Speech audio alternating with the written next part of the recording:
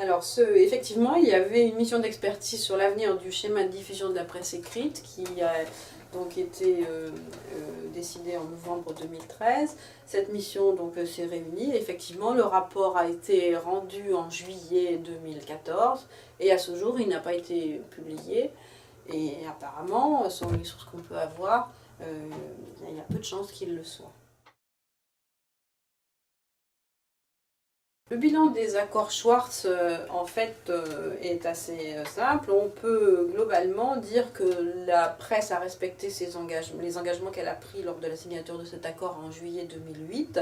Et notamment, elle a subi les augmentations très importantes à hauteur de 34% sur 7 ans, donc de 2009 à 2015, hors inflation, puisqu'avec l'inflation, ça s'approche plutôt des 47%. Donc elle a également poursuivi ses efforts au niveau de la préparation de ses routages. En ce qui concerne l'État, l'État n'a pas respecté son engagement puisqu'elle a retiré 50 millions de subventions au transport postal de la presse à la Poste en 2014 et de même en 2015. Donc ça fait bien 100 millions de moins. En ce qui concerne la Poste n'a pas respecté son engagement en matière de portage.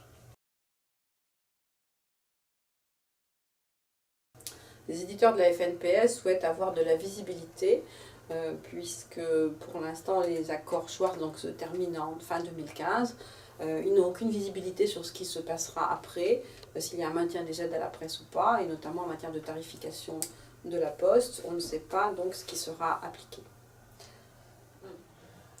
Les éditeurs de la presse spécialisée souhaiteraient suivre ce qu'avait préconisé Roch-Olivier Maistre dans son rapport en 2013, c'est-à-dire une augmentation modérée liée autour de l'inflation pour la presse spécialisée comme pour la presse IPG.